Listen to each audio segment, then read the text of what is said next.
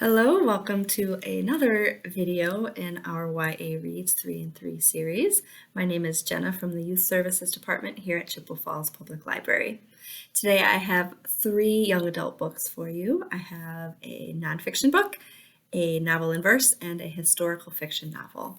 First, we have Hidden Human Computers, The Black Women of NASA.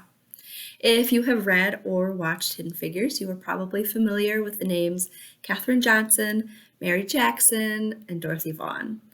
With this book, we'll dig deeper into their stories and the Black women of NASA's triumphs, inspirations, and impacts on the future. Many pictures and quotes throughout the book bring the past to the present. Learn how Star Trek is involved, what NACA was, and meet more women who were and are continuing to be instrumental to NASA, America, and the world of STEM. Now, continuing with the themes of being impactful on history as well as creating and making, we have Blood, Water, Paint. It takes place in Rome, 1610.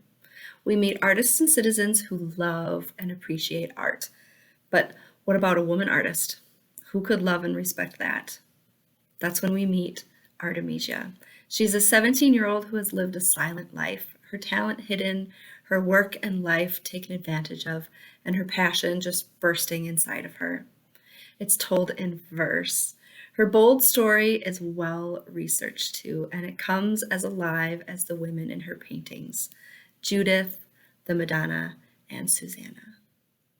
And finally, our historical fiction novel, Making Bombs for Hitler. A passion for creating and making things like Artemisia is wildly different than making something because your life literally depends on it.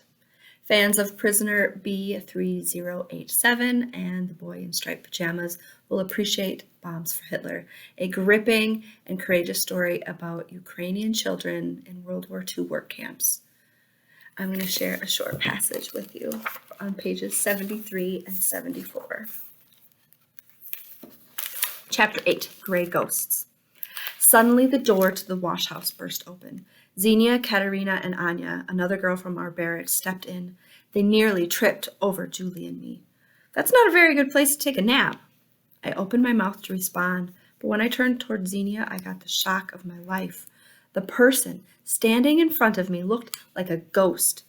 Xenia was covered in a powdery soot from head to toe. Her eerily familiar smile seemed suspended in air. Julie helped me to my feet. My head still swirled with a combination of hunger, fear, and horror, and Xenia's appearance did nothing to make me feel better. What happened to you? I asked. This is metal dust, she said, trying to brush a bit of it off of her forearm. I'm working on small machinery, using a power sander to smooth out the seams on newly welded pipes. She walked over to the wash trough and turned on a tap, then splashed water and bleaching powder on her face and arms. Rivulets of the dust whirled down the drain.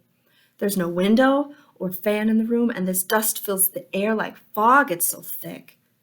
Slowly, the Xenia I knew emerged, no longer a ghost-like apparition. I helped her wash the dust from the back of her neck and the top of her scalp. It was encrusted all over the cross I had given her too. It can't be good to breathe in all that metal dust, I said. I'm sure it isn't, said Xenia. It's probably why there are no Germans in that room. She started coughing and ending up spitting phlegm into her hand. I could see that it was laced with streaks of gray. If you are interested in reading more out of Making Bombs for Hitler, Blood, Water, Paint, or Hidden Human Computers, visit us online, send us an email, stop on by, or give us a call. Have a great day. Bye.